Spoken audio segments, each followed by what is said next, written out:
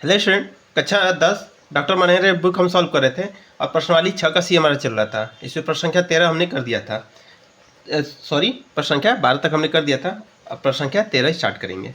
प्रश्न संख्या 13 में क्या बोला? दी गई आकृति में त्रिभुज ए बी सी, कौन सा त्रिभुज? ए बी सी की शीर्षलंब ए डी, की शीर्षलंब क्या है? ए डी है और सी ई परस्पर बिंदु पी पर प्रतिच्छेद करते हैं। पी पे काटने एक दूसरे को, तो दर्शाइए एक त्रिभुज ए ई पी। कौन सा त्रिभुज बोला जा रहा है? ए ई पी।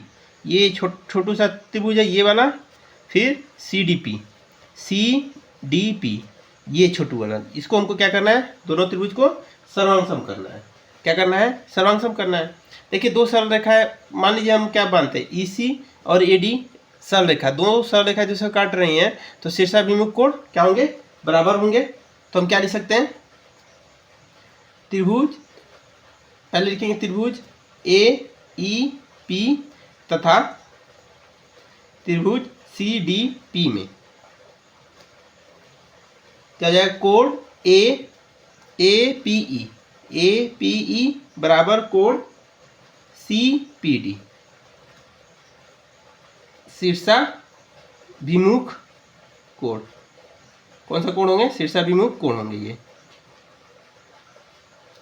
फिर हम क्या देखते हैं? देखिए ये समकोण है, यहाँ पे ये क्या हो गया? हमारा समकोण है और ये भी हमको समकोण दिया हुआ है, तो ये समकोण है तो ये भी 90 डिग्री होगा, ये कोण भी हमारा 90 डिग्री होगा, ये कोण ऑटोमेटिक 90 डिग्री है।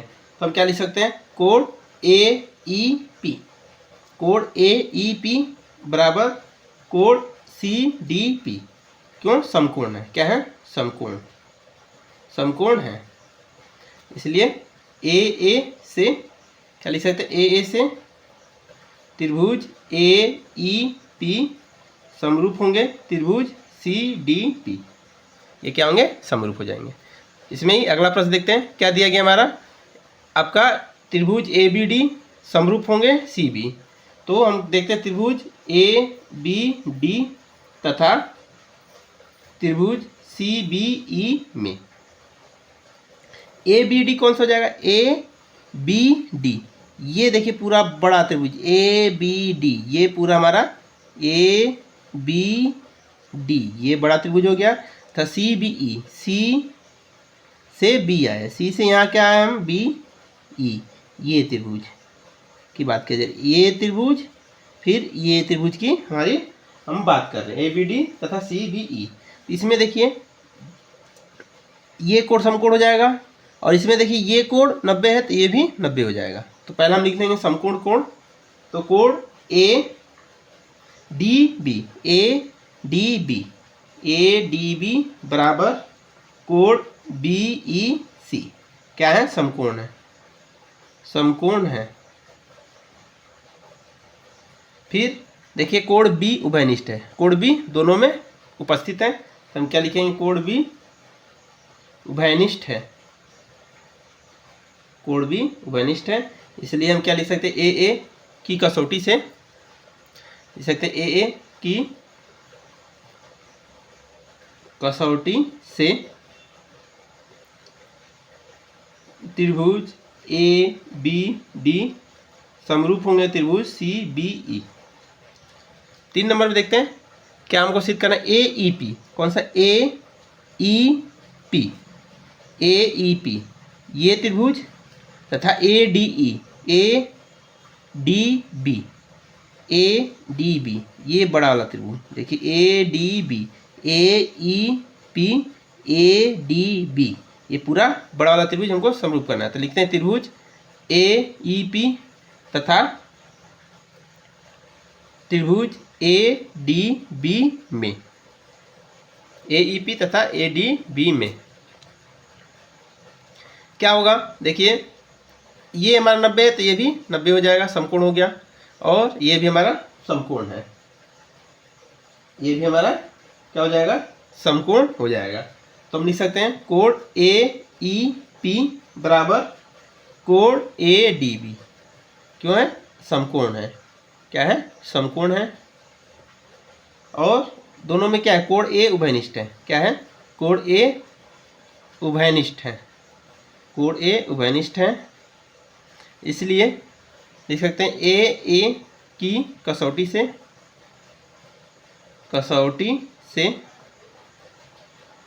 त्रिभुज ए ई पी समरूप होंगे त्रिभुज ए डी बी। चलिए अगला प्रश्न में क्या दिया, P D C B E C. तो पहले चित्र को पुनः हम बना लेते हैं। ऐसा हमारा चित्र था, क्या था, ए बी सी, फिर हमने एक ऐसा और ये, तो क्या हो गया, ए डी पी ई और सी। यहाँ पे सी पहले से लिख चुके हम, तो ये हमारा चित्र था। तो चलिए इसमें देखते हैं, पी डी सी की बात की, पी डी सी ये त्रिभुज, तो बी ई सी ये पूरा समकोण वाला त्रिभुज को हमको समरूप करना है। तो लिखेंगे त्रिभुज पी डी सी तथा त्रिभुज बी ई सी में। देखिए क्या था, ये कोण हमारा समकोण हो जाएगा, ये समकोण दिया हुआ था और ये हमारा समकोण है, तो ये दो कोण हमारा समकोण हो गया। तो हम क्या लिख सकते हैं, पहले कोण सी डी पी बराबर कोण सी ई बी समकोण, क्यों समकोण है, तथा कोण सी उभयनिष्ठ हो जाएगा। कोण सी क्या हो जाएगा, उभयनिष्ठ, कोण सी उभयनिष्ठ हो जाएगा, इसलिए त्रिभुज पी डी सी समरूप होंगे बी ई सी। हो गया हमारा सिद्ध। चलिए अगला प्रश्न करते हैं, 14 नंबर। 14 नंबर में देखते हैं, 14 नंबर में क्या दिया गया है, दी गई आकृति में A B C A M P दो समकोण त्रिभुज हैं। A B C A M P दो समकोण त्रिभुज है जिनके कोण बी और एम समकोण है, बी और एम ये समकोण है। तो हमको क्या सिद्ध करना है, त्रिभुज ए बी सी और त्रिभुज ए एम पी समरूप होंगे, त्रिभुज ए बी सी तथा त्रिभुज ए एम पी समरूप होंगे। तो पहला नंबर लिखते हैं, त्रिभुज ए बी सी तथा त्रिभुज ए एम पी में पहले हमको समकोण पता है, कोण बी बराबर कोण एम क्या होगा, समकोण है। फिर लिख सकते हैं कोण ए, देखिए दोनों उभयनिष्ठ है, कोण ए दोनों में उभयनिष्ठ है, कोण ए बराबर क्या लिख सकते हैं, उभयनिष्ठ, कोण ए बराबर उभयनिष्ठ, इसलिए ए की कसौटी से त्रिभुज ए बी सी समरूप होंगे त्रिभुज ए एम पी। इतना आसान सा था। इसमें सेकेंड पार्ट भी है, सेकेंड पार्ट हमको सिद्ध करना, सी ए बटा पी ए बराबर बी सी बटा एम पी। क्या सिद्ध करना है, यहीं पे लिख लेते हैं, सी ए बटा पी ए बराबर बी सी बटा एम पी, ये हमको सिद्ध करना है। तो हम क्या जानते हैं, अगर दो त्रिभुज समरूप हैं तो उनके भुजाओं, संगत भुजाओं का अनुपात बराबर होता है, संगत भुजाओं का अनुपात। तो देखिए यहाँ पर संगत भुजा क्या है, सी ए का संगत भुजा क्या हो जाएगा, पी ए, सी ए का संगत भुजा पी ए होगा, सी बी का संगत भुजा क्या हो जाएगा हमारा, एम पी, सी बी का संगत भुजा एम पी होगा। तो हम डायरेक्ट लिख सकते हैं सी ए बटा पी ए बराबर सी बी बटा एम पी, यही हमको सिद्ध करना था, हमारा ये सिद्ध हो गया। चलिए नेक्स्ट प्रश्न देखते हैं। नेक्स्ट प्रश्न 15 है। 15 में देखते हैं, दी गई आकृति में ए बी बराबर ए सी, क्या दिया है, ए बी बराबर ए सी, इससे पता चलता है ये त्रिभुज समद्विबाहु त्रिभुज होगा। वाले एक समद्विबाहु त्रिभुज ए बी सी की बढ़ाई गई भुजा बी सी पर ई स्थित ई एक बिंदु है। यदि ए डी लंब है बी सी पर, ए डी बी सी पर लंब है, ई एफ लंब है ए सी पर, ई एफ ए सी पर लंब है, तो सिद्ध कीजिए कि A B D E C F, E C F, ये जो बड़ा त्रिभुज है, क्या हमको करना है, इसको समरूप करना है, E C F, A B D और ई सी एफ को हमको क्या करना है, समरूप करना है। तो हमको क्या पता है, पहले त्रिभुज ए बी सी एक समद्विबाहु त्रिभुज है, एक समद्विबाहु त्रिभुज है, एक समद्विबाहु त्रिभुज है। तो हमको पता है ए बी बराबर ए सी दिया हुआ है, तो इनके सामने का कोण बराबर हो जाएगा। देखिए ए बी के सामने का कोण कौन सा, सी, और ए सी के सामने कोण बी, ये दोनों बराबर होंगे। अब देखते हैं त्रिभुज ए बी डी, त्रिभुज ए बी डी तथा त्रिभुज ECF में, त्रिभुज ABD तथा त्रिभुज ECF में। देखिए कोण D समकोण है। देखिए यहाँ पे जो ये इधर भी समकोण हो जाएगा, ये 90 तो ये भी 90 होगा। कोण D समकोण है और यहाँ पे F भी समकोण है, तो हम लिख सकते हैं कोण D, या इसको हम लिख सकते हैं कोण ADB बराबर कोण EFC। क्या है? समकोण। ये हमारा क्या है? समकोण है। कोण B बराबर कोण C हो जाएगा। कोण B बराबर कोण C हमको पता है। देखिए कोण B त्रिभुज में और कोण C अभी हमने यहाँ पे सिद्ध किया, इसलिए कोण B बराबर कोण C हो गया। इसलिए लिख सकते हैं AA की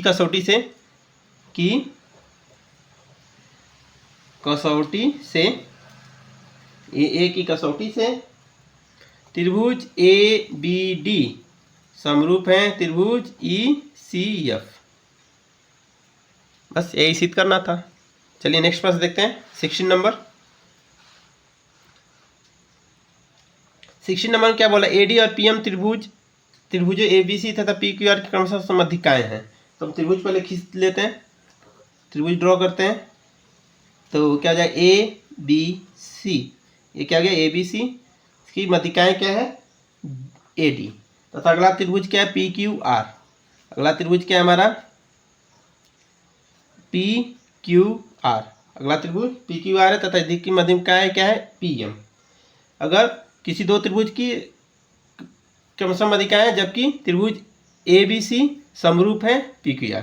देखिए ABC समरूप है PQR तथा मध्यिकाएं दे दी है। त्रिभुज ABC क्रमशः मध्यिकाएं हैं। मध्यिकाएं क्या? AD और PM है। तो हम क्या लिख सकते हैं? तो देखिए पहले समरूप है तो कोण A बराबर कोण P, कोण B बराबर क्या लिख सकते हैं? कोण Q, कोण C बराबर कोण R। इतना हम लिख सकते हैं। और AB की संगत भुजा क्या हो जाएगी? AB की संगत भुजा PQ, AC की संगत भुजा PR, AC की संगत भुजा PR और BC की संगत भुजा QR। BC की संगत भुजा क्या होगी? QR। समरूप है, संगत भुजाओं का अनुपात बराबर होगा। क्या होगा? संगत भुजाओं का अनुपात बराबर होगा। तो क्या लिखेंगे? AB बटा PQ, AB बटा PQ, AC बटा PR, BC बटा QR। BC बटा QR संगत भुजाओं का अनुपात क्या होता है? बराबर होता है। तो हम ये लिख सकते हैं। तब हम क्या करते हैं? इतना हमको पता चल गया। तब लेते हैं त्रिभुज ABD तथा त्रिभुज PQM। ABD तथा PQM में ABD PQM क्या ले रहे हैं? देखिए M को किससे मतलब है? AB से। तो AB यहाँ पे है, PQ ये, AD कहाँ पे? ये है, तथा PM ये, हमको इससे मतलब है, इसलिए हम ये त्रिभुज ले रहे हैं। इनको हमको सर्वाक्षम करना होगा। तो कोण B बराबर कोण Q हमको पता है पहले से।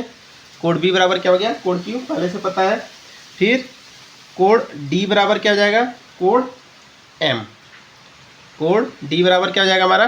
कोण M। चलिए इसको नहीं लिखते हैं, हम लिखते हैं। देखिए संगत भुजा हमको पता है, संगत भुजा के बारे में बताया, तो हम क्या लिख सकते हैं? AB बटा PQ, AB बटा PQ। अब देखिए अगला यहाँ पे क्या था? BC बटा QR, BC बटा QR। तो हम BC को क्या लिख सकते हैं? BC बराबर 2BD तथा QR को लिख सकते हैं 2QM। तो क्या हो जाएगा? 2BD बटा 2QM। 2 हमारा कट गया। तो हम इसको क्या लिख सकते हैं? AB बटा PQ तथा BD बटा QM। तो देखिए AB और PQ ये हो गया, BD हमारे ये हो गया और QM ये हो गया। और इनके बीच का कोण B और Q आपस में बराबर है। इनके बीच का कोण B और Q आपस में बराबर है। तो संगत भुजाओं का अनुपात तथा उनके बीच का कोण आपस में बराबर है। तो ये त्रिभुज सर्वांगसम हो जाएंगे या समरूप हो जाएंगे। लिख सकते त्रिभुज ABD समरूप त्रिभुज PQM। जब ये त्रिभुज समरूप हो जाएंगे तो हम डायरेक्ट लिख सकते हैं इनके संगत भुजाओं का अनुपात बराबर होगा। संगत भुजाओं का क्या हो जाएगा? अनुपात बराबर हो जाएगा। तो AB का संगत क्या है? PQ। तो लिख सकते हैं AB बटा PQ बराबर BD का संगत QM है, BD बटा QM बी डी बट्टा क्या हो जाएगा क्यू एम, तथा ए डी का संगत भुजा क्या है पी एम। तो हम डायरेक्ट लिख सकते हैं ए बी बटा पी क्यू बराबर ए डी बटा पी एम। यही हमको सिद्ध करना था, ये हमारा सिद्ध हो गया। और आज यहीं तक रहने देते हैं, नेक्स्ट क्लास में इसके आगे करेंगे।